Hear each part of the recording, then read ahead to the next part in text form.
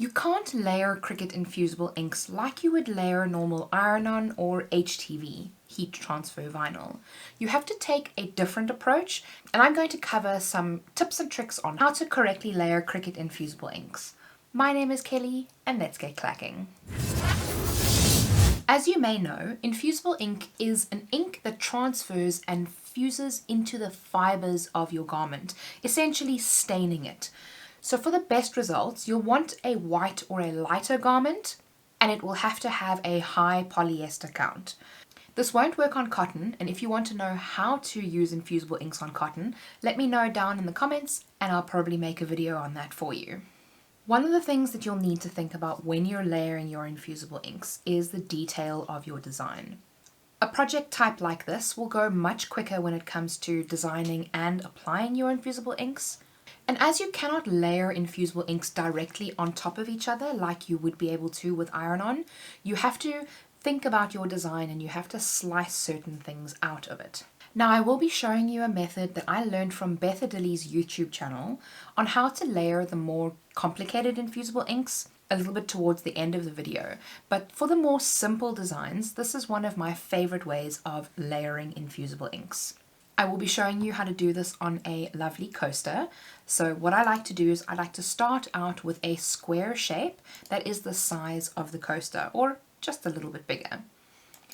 I'm going to make this 10 centimeters, as I know the coasters are about 9.5 centimeters, and in inches I think this is just under 4 inches. But I like to always have a square that is bigger than the actual coaster. I'm really not good at lining things up and making sure that the borders and edges are perfect, so I like to have it just a little bit bigger as it reduces that room for error. Next I'm going to add in some text as I want to say something fun on my little coaster. And I want to make it a positive affirmation coaster, so I'm going to make it something nice and uplifting, saying, "You are worthy." Once we have changed the font to what we want it to be and reduced the line size a little bit, I'm going to use the offset feature. So I'm going to click on offset in the top and adjust the offset to how big I want it to be. I do want to make sure that these little gaps are not present in my end design, so I'm going to use the contour feature and I'm going to click hide all contours, and that will leave just the biggest layer selected. I'm going to click out of the contour feature and I'm going to duplicate that layer. I'm going to move it over the square because essentially what we're going to do is we're going to use the white of the coaster as a little bit of an edging for our word, and then we're going to have the rest of the background one color. I find this the easiest and quickest way to layer infusible inks, especially if you're using very small designs like text. So by using the offset, it creates a much easier design to use. So I'm going to select both of those layers and I'm going to align them to the center. They were pretty much centered, and I'm then going to slice them. So we have sliced our design, and that will be the main outside color of our coaster. So what we're going to do is I'm not going to delete these layers. Well, this one I'm going to delete because I don't need it. But what I will do now is to send this layer to the back and align it behind the two layers that we already have, underneath the "You Are Worthy."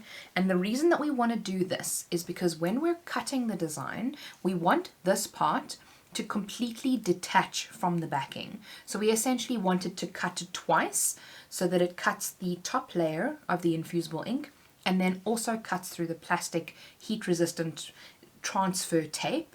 It's not actually transfer tape, but it is a heat resistant transfer tape. We want it to completely detach from the other section that we're cutting. So I'm going to align these to the center so that they're all perfectly layered on top of each other, and I'm then going to attach them. Now it's only looking strange because the color is black. If I change the color to yellow, you will see all of the cut lines there. So when you are actually cutting out your infusible ink, you can see this is exactly what we want. We will have one piece that is going to have our color, let's say it's blue, and then this section will be in whatever color we want it to be. It'll probably end up being black, and we'll have that in the middle. So we will then manually layer up these two sections by having the one that has a gap in it and the other one that then fits into that gap. If you're wanting to make alternating coaster colors, as an example, you'll have one that is yellow on blue and then you'll have another one that is blue on yellow. What you can do instead of slicing it is you just attach the two layers. So then your design will end up looking something like this, where you have the outside section, that is the total color that it'll be. You have your two offsets, and then you have just the text. And that way you can cut two of them, one of each color. You'll waste less infusible ink, and then you'll have two coasters out of it as opposed to just one of them. So if you want to save a little bit of materials, then this is the way to go. So I'm going to show you that method where I'm making two of them. But like I said, if you want to just do one of them, then you can use the first method. So I'm going to click Make It and then send it to my machine to cut. I do need to remember to mirror, as it is a heat transfer type material. So make sure that the mirror box is checked. We're going to click Continue, select our material, and then send it to cut.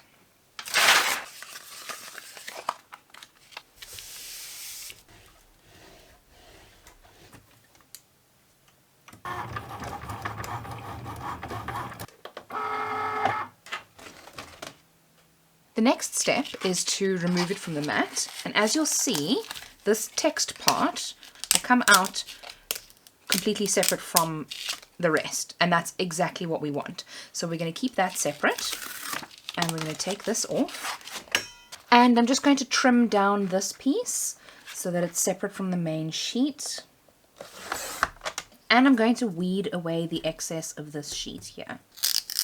And with this one, we're going to weed this as well. If you don't want to use your weeding tool, then what you can do is to just roll it a little bit so that it cracks. And you should be able to do this by hand as well. I prefer to use weeding tools. I struggle with my nails being so long, but just be careful that you don't weed off the pieces that you might need. We're not going to use this one on this coaster. We can invert them. But if you're wanting to use this section for another one, then just make sure that you weed it very carefully.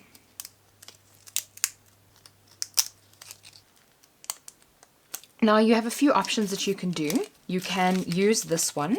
So if you wanted to have your coaster where it is the entire section, you can use this one, or you can use black on the inside or any other color. I'm going to be cutting this exact thing in black, and I'm going to be inverting the colors, so that I'm using two. Now, a couple things you might notice about this.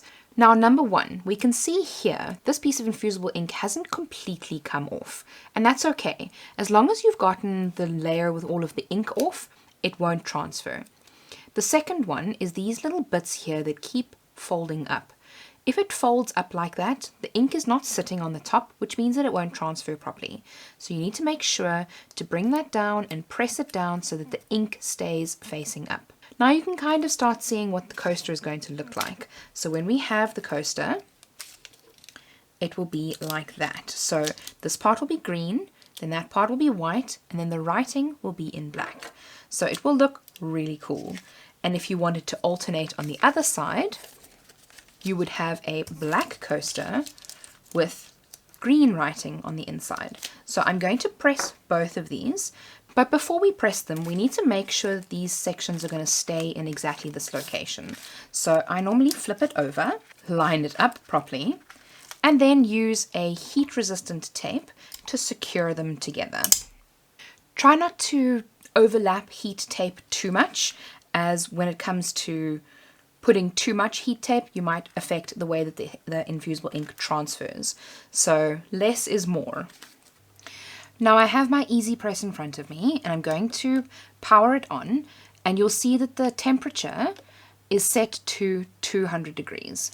It can be anywhere between 185 and 205 degrees, which is around 380 to 405 degrees Fahrenheit. 60 seconds I find works really well, but you can also do 40 seconds for infusible ink. Now I've switched it on, and now we just need to wait for it to heat up. So I'm going to put that to the side, and we're going to get started on the coasters. I'm going to be using the Cricut Infusible Ink coasters. This pack annoyingly only has one left. Don't know how that happened, but we're going to open up the next pack as well. And we then need to make sure that we tape these to our coasters. So I always put this upside down and align it like this. Make sure that it's nice and evenly aligned on either side.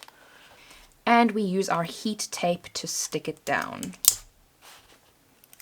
Now that we have those all stuck down, our next step is to make sure that our work surface is protected. Because I am pressing on an easy press mat, I need to make sure that this ink that is exposed is not going to transfer onto the mat while I'm pressing it. So here is where I actually like to use a Teflon sheet. I find these ones specifically to be my best friend when it comes to pressing little coasters, as they're easy to wipe off than the white ones. Now we start to get a little bit of a sneak peek as to what it's going to look like when it's finished. And it's very exciting, so I'm just going to put these side by side, and my Easy Press has finished warming up. So I'm going to lift off my Easy Press and place it on top with a little bit of pressure for 60 seconds. I need to also be careful to not move the Easy Press at all in the duration of the 60 seconds, as any movement can cause problems. Now that that's all transferred, I'm going to pull this off, and we can see just how stunning they look. You'll see the ink has pretty much all transferred off, and our layering is perfect. You do need to be careful not to touch them for a while, as they are extremely hot, so let them cool down somewhere before you handle them. Now, when you have a slightly more complicated design, it's a little bit trickier to get everything lined up correctly. This is a perfect example of a nice tricky design that you can cut in multiple different colors that will end up working out quite nicely. Now, I'm going to use the contour feature to break this out into 3 different colors. I'm going to be using black, green, and a little bit of a slightly mottled red. So I'm going to duplicate this image twice so that I have 3 copies. The first one I'm going to leave exactly as it is, because that is going to be the black outline of the pot plant. The next one, I'm going to contour out the main section and the 3 little pot plant pieces so that we're left with just these parts. Now this will be the green color that we're going to layer on top like that. And then the third one, I want to leave these 3 pieces here at the bottom. So I'm going to hide all contours because I don't feel like clicking all of those leaves. And I'm just going to show those pieces and deselect the main pot. So we're just left with this section, and that I will then change into my red type color. And you'll see that it now lines up very nicely, and that is an idea of what our end product is going to look like. We won't be able to adopt the same approach as what we did in the first section, because for this one, all the individual little pieces, to cut them out manually would take a really long time, and we would have to layer it anyway. So we might as well just cut it normally and then layer it all once we've weeded everything. So we can flip it horizontally on the canvas, or we can mirror it in the Make It panel. I prefer to flip it here. It's a little bit less work. It doesn't really matter as well because it's a pot plant. There's no words. So I'm going to click Make It. And now we have all 3 of our layers available to cut. So I'm going to cut all 3 of the layers and then we'll assemble it together. Now, for the more challenging one, I have trimmed out my pot plant from the main section, and I'm going to just weed out the excess. And again, you don't really need a weeding tool. You can just lift it up with your fingers.